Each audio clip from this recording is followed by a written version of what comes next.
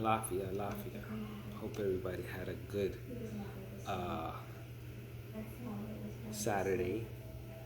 Um, I wanted to talk to you about the two traditions uh, so far that's very popular in the United States. It's Lukumi and Isese. Let me give you a little history. I want to talk about the two different traditions and you figure out which way you want to practice. Let's start with the Lukumi. So everybody knows that the Lukumi tradition came from Cuba, as you know, from the slaves, and we know that these slaves were not really Cuban. You know, they were born in Nigeria. Like I said in my last video before, the slaves are from Egbado, which is close to Benin side. The way and now it's Egbado is now called the Yewa state. They changed the name. But in the slavery days, it was actually Egbado. So the slaves came to Cuba, and you had a group of women who um, who who got their knowledge together. You know, they were from different tribes, you know, different Orisha tribes, and they got together and they created a system where people receive, you know, 5 Orishas, 6 Orishas, sometimes 8, 9. Um, they come in when they become a priest and a priestess. When they come a Babalosha, Iolosha, they um, they collect these. They collect like 5 or 6 different Orishas. As we know, that was to maintain the tradition from dying, because there was probably a possibility that there was not enough, let's say, Omo Ochosis or Omo Elegua, so, or whatever the rare Orishas, because there are rare Orishas, you know, and they just started to, I want to say, you know, they gave everybody that Orisha, so in case something happens to the elder, one was able to still perform the ceremony. So that had happened over, you know, maybe a few hundred years.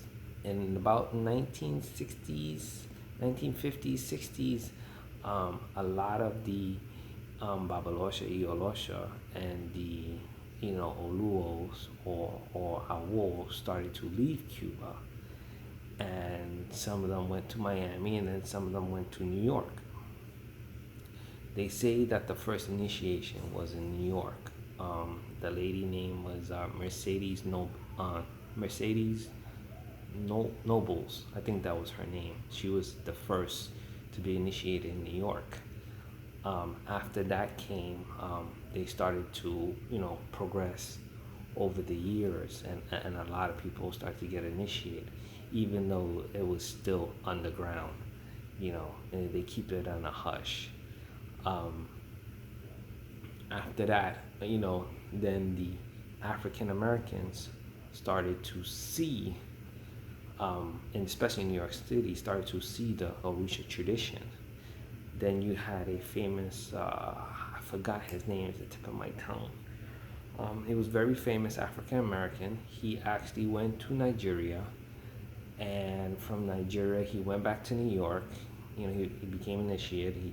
He went back to New York, and he left New York. I think he went to like South Carolina or North Carolina or Georgia, one of the southern states, and he developed a ile.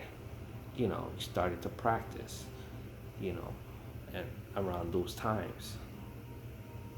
So in Lukumi tradition, as I said before, we receive multiple orishas. The Iyawo or the Yawo receives multiple orishas. There are certain taboos where a child of Yamoya may not receive Oya and vice versa, and that's due to the Oduns, the Pakati of the ram. Yeah, I was about to say goat, but it's actually the ram. That's a Pakati about the ram. There are certain other orishas where they do not, like the child of Chango, do not touch the child of Oshun's head, or they do not crown that head. That's due to another Odun. There's, from what I found out from one of my Ramas, Ramadan I am in, that we actually do crown, Chango can crown Oshun and Oshun can crown Chango. There's no taboo on that situation. Um, there's also things where they say oro, like they will crown.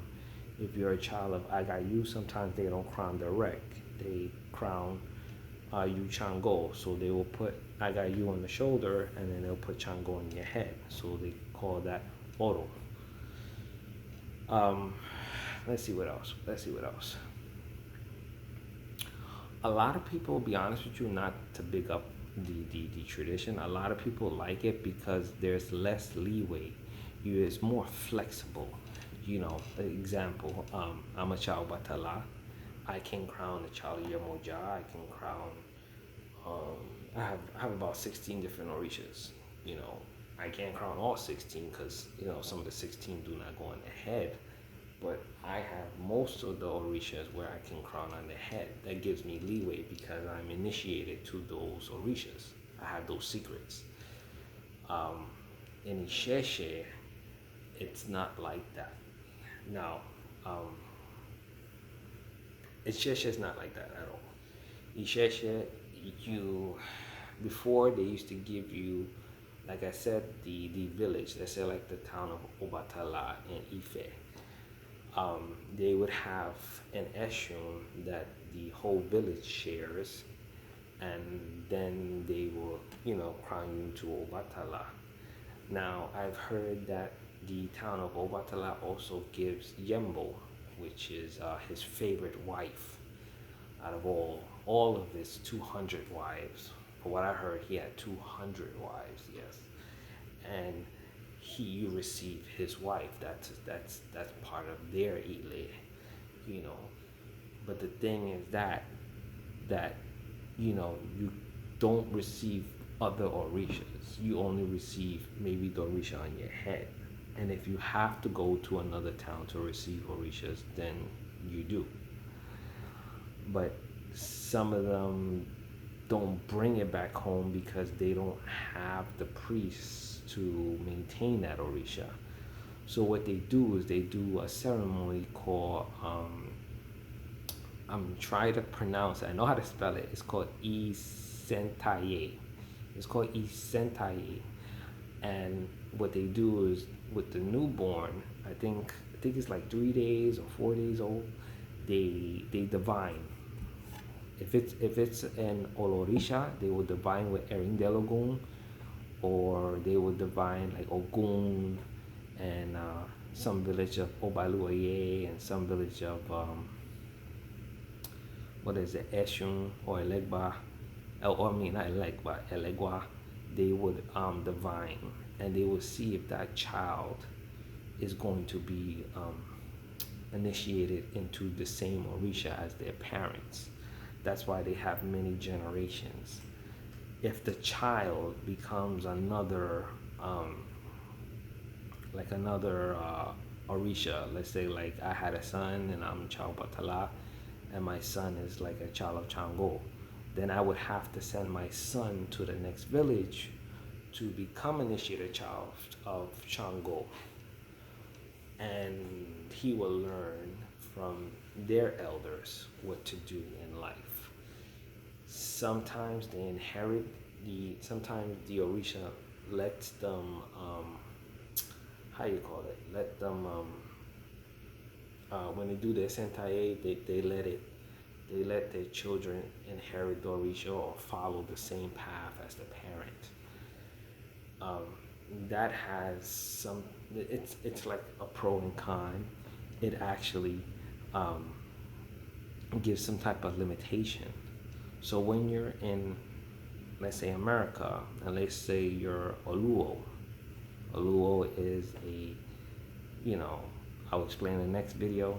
Oluo, let's say you have an Oluo and he is crowned to Oshun, and they divine with the king, and they say that you're a child of Yemoja. There's so much limitations he can do for you. Now he can always cast Ifa, and he can, wa Orumila, and he can help you on your way. Yeah, he can help you, definitely. That's something, but he cannot initiate you into Yemoya, so you will be stuck in Aborisha until you find an elder in America, or let's say you would have to go to Nigeria to get initiated into Yemoya. So you have that limitation where, well, if you go to Nigeria to become a priest or priestess of Yemoya, how are you going to learn? To learn takes time, takes dedication. You would have to fly to Nigeria, multiple times just to figure out the Ile, figure out the stories, figure out how the way they run their house, or how the way they run their Ile, because each Ile, like I said, runs different. They have their own taboos. They have their own rules and regulations. Like there are some houses in Nigeria, Shango, where you become a priest or priestess of Shango and Ororisha, and you receive Oya. Yeah, you receive Oya automatically. That's his wife. They consider that's his wife, and you receive her. So it's like, like I said, it's just pros and cons. It's up to you how the way you want to practice it. I'm just giving you the heads up because a lot of people don't give the heads up. They just want to take your money and they just want to initiate you into Fa. And for me, that's not really doing anything. You're not elevating the person. I mean, what is the point of knowing which Orisha is on your head if you cannot be a full devotee? So again, let's say your Luo is a priest of Oromila, and he is a son of Oshun. How far can he take you? He can't really take you that far. Because if you're a priest or a priestess of Yemoja, then you have to go to the town of Yemoja to help you. So you can, become an Ialosha. Or if you want to become a Yanifa, you still have to go to the town of Yemoya. Or even Olokun, you still have to go to the town of Olokun and get initiated. It's not that easy. And once you get initiated, you have to travel. You have to put in the dedication and learn. You have to learn. It's not like you just go to Nigeria and you get initiated and then boom, you think you're somebody. No. Listen. Just because somebody has 20 years, 30 years don't mean nothing. It's the Ileda, the brain, how much information you have, how much you're willing to share the information. A lot of people now, they buy books. They spend $20, $30 on books, on one book, and they'll purchase many books. And they'll go online and research, and they research about the Orishas. That's fine. Hey, more power to the world. I am so happy that America is becoming so enlightened with the Orisha tradition, whether it's Isese or Lukumi, because growing up in this religion in the 90s was pretty hard. You couldn't speak about it. You definitely wore your lekes inside. A lot of people ask questions. It wasn't that easy. It probably wasn't easy for the people in the 80s as well. But I know from my experience from the 90s, it wasn't that easy. People will call you all types of names. But now, I am so happy that the world is their eyes are just open. I'm very, very happy. Excuse me. I'm just happy about it. I'm excited. I'm excited that the world's changing, finally. That our children, it's okay. It's okay because I can go to Orlando and I can meet another Babalosha, Ialosha, I can meet another Ifa or Isese tradition, and it's like we might practice two traditions, but hey, I'm not the only person here. You know, you feel more comfortable. So it's a good thing. I like it. I like that a lot of people are going back to their native tradition, but Orisha tradition is not for everybody. And just because the color of your skin doesn't mean anything. Okay, just some people are just meant to be worshipers, and then some people are meant to be a priest or a priestess. It's just the way it is. But if your destiny is meant to be a priest or priestess, please take the time to understand what are you getting yourself into. Don't get initiated, and then next thing you know, you can't handle what's beyond what you cannot see. A lot of people like to get in this tradition, and when push comes to shove, they're not ready. That's why when my godchildren, like before they got into my ile, I gave them like a 4 to 6 hour talk. Before I even went to Egun and asked Egun if they could be inside, or even asked Obatala, I made sure I had that 4 to 6 hour talk. Like, look, this is the rules, this is the regulations. I even have a 9-page document. Yeah, yes, I do. Because I'm not playing, I'm not going to repeat myself. I am not a parrot. No. This is why I give them a document, and it states every ceremony up to Ocha and the list that needs to be done, so they're aware of what is responsible on their end. I'm not going to repeat myself. I have my rules where I tell them what to wear when we go to Bembe, or if we do in a ceremony, what to wear, what not to wear, how to conduct yourself. Basically the rules and the regulations of my ile. It's about 9 pages long. I'm not playing at all. And there's a lot of people who've seen that, and they were like, no. I was like, it's not for you. It's not for you. I'm a child about to lie. I take this religion serious. I wake up, I sleep, I breathe this thing. I devoted my time to the Orisha. I am not gonna let, an Aleo who I don't know from left field to come into my house and not wanna follow the rules and the regulations, because my godmother's still alive, and I have over 10 years and plus. I still follow her rules. Okay, just because I live here and she lives 1,500 miles doesn't mean I don't follow the rules. No, I follow the rules. I'm very dedicated. I don't play with this religion. I don't play with this religion. That's not something I do. But anyways, that is the Isese tradition. Okay, it has some limitations. It takes time. It takes dedication. A lot of people like I said, I don't want to big up the Lukumi, but a lot of people like to do the Lukumi tradition because it's flexible. Because Miali, I live in Orlando. Cuba is not that far away from me. Cuba is not that far away from me. If I drove to Miami and then took a plane, it's about a half an hour away from a plane. If I need to get something, to get something. If I need any wholesale stuff like that, drive to Miami. Boom, I got what I need. I got the materials. Like I said, because I have certain orishas, I can crown them. I don't have a taboo, unless if it's in your ita where you said you can't crown Oshun children, or you can't crown Ogun's children. Then yeah, but if you don't have that taboo, since I'm a child about to lie, I don't have that taboo. For me, I can crown any child.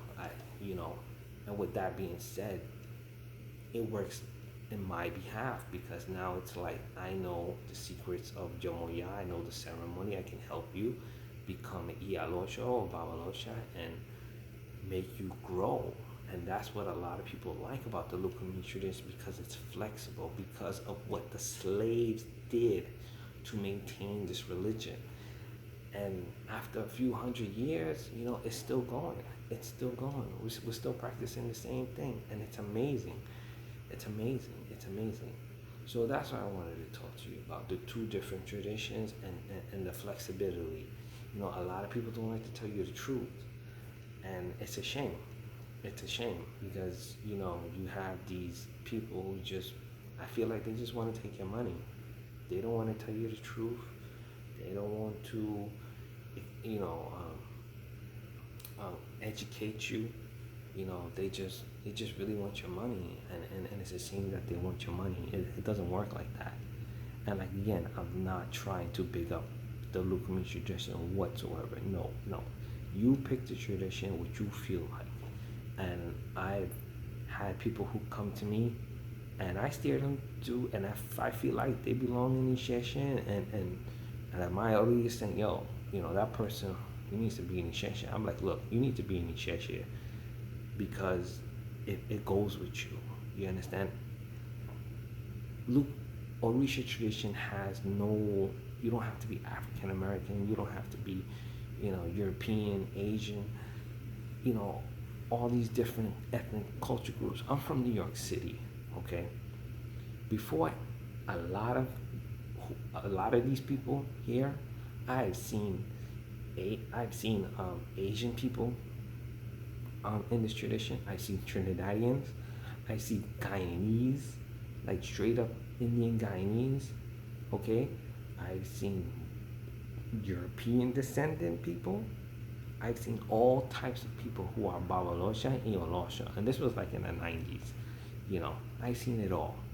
Okay, and Orisha don't hold. Orisha don't care about your color skin. They care about what's in your heart, your Okan, or there's some people say Okokan. That's what they care about. So you should pick the tradition that you want to. But remember, you gotta be flexible. You have to be flexible, and it depends on your lifestyle. If you're single and you can do the Isese, you can travel to Nigeria multiple times out of the year, maybe twice a year, and it works in your budget, then by all means, go ahead and do it. But just remember the sacrifice that you're doing. The sacrifices. You gotta sacrifice, That's why some people lean towards the Lukumi, because it's more convenient for them, because their godparent lives in America. It's a phone call away, or maybe the godparent is maybe a few hours away. If something happens, an emergency, they call the godparent right there, and the godparent, boom, comes to them. It's just, some people like that. But now Isese is starting to get big, yeah. It's starting to get big, but I haven't seen, to be honest with you, some of the rare Orishas, some of those people don't live here. I've seen a lot of Oluos, and it's good. It's good. It's an Ifa tradition. But I haven't seen yet an Olo Orisha tradition in Isese, meaning a priest of Obatala only, a priest of Shango only, a priest of Obanani only, a priest or priestess of Obaluoye only live in America to give the proper initiation to the head. I have not seen that yet. And that is the honest truth. So you have to figure out what you want to do. Again, I like both traditions. I like both. If I had the time, I would fly to Nigeria and just go chill and talk with the priestess of Obatala and see if I'm allowed to go inside their village, if they will take me under their wing. But you know what? I have my books, I have my family, and you know what? That's kind of the most important thing.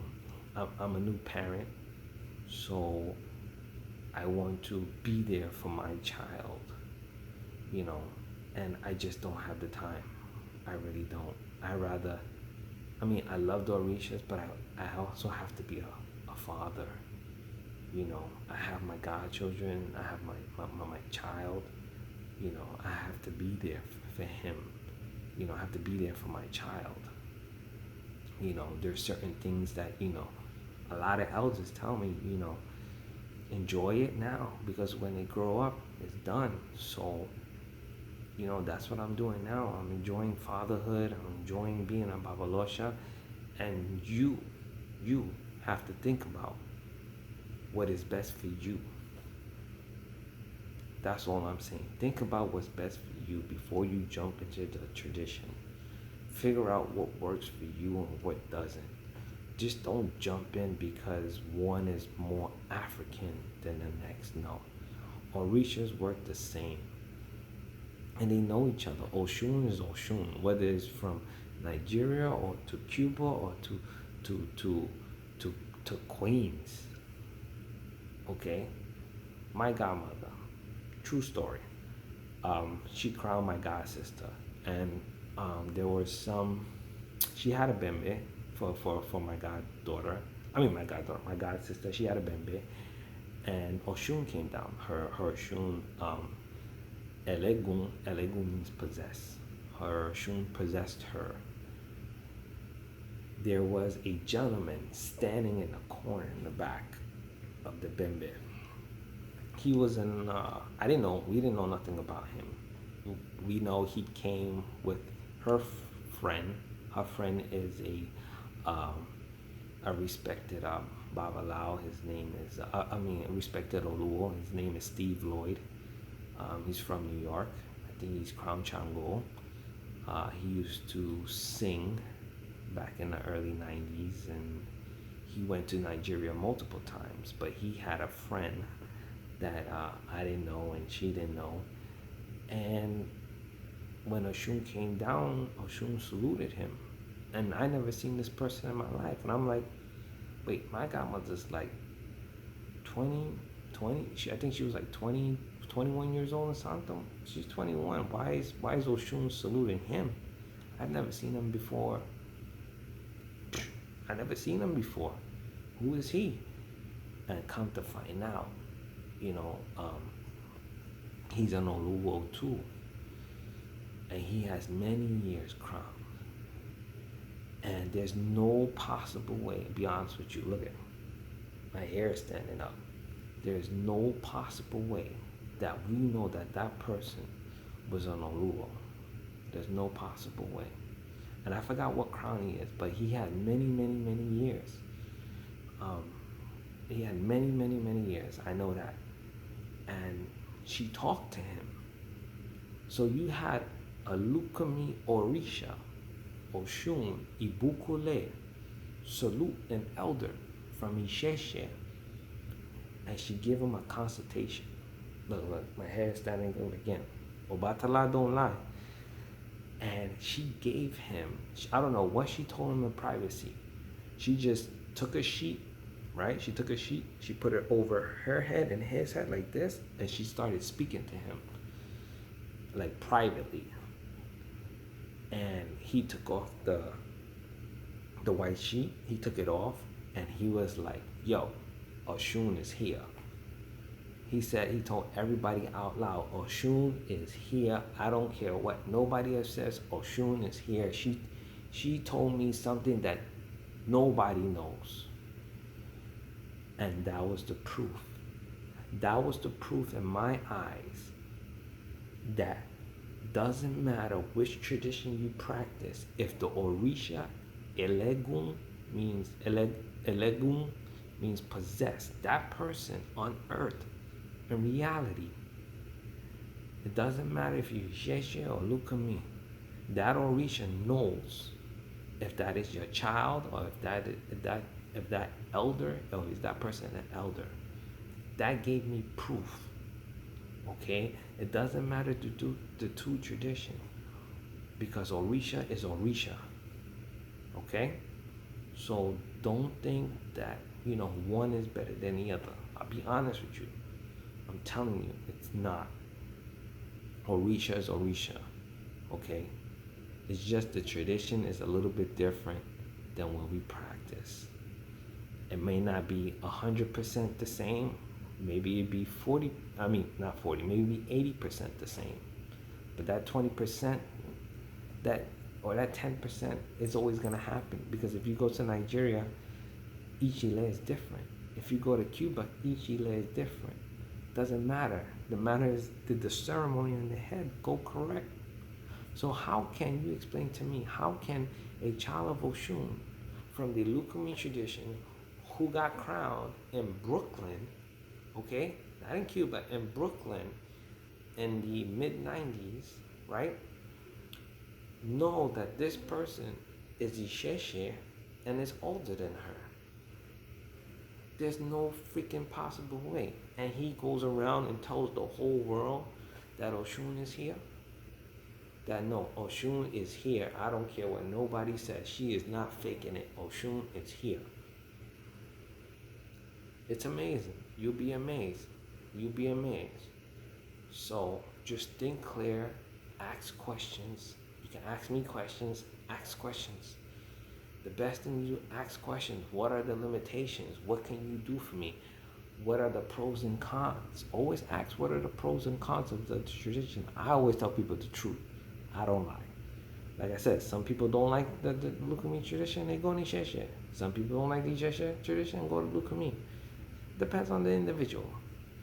We're not here to, I'm not here to say one tradition is better than the next. I like both.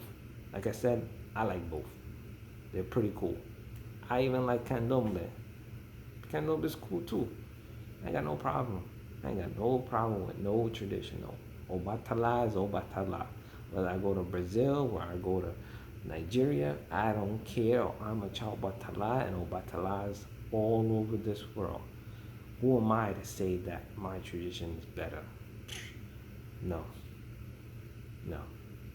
Obatala is Obatala, and if I went to Nigeria, Obatala will know that I am his son. If I went to anywhere in this world, Obatala will always know that I am his son, if that person is really there. So that's what I wanted to talk to you about, the difference between Isese and Lukumi. Yeah, so enjoy your Sunday. Ashe or dabo. Peace.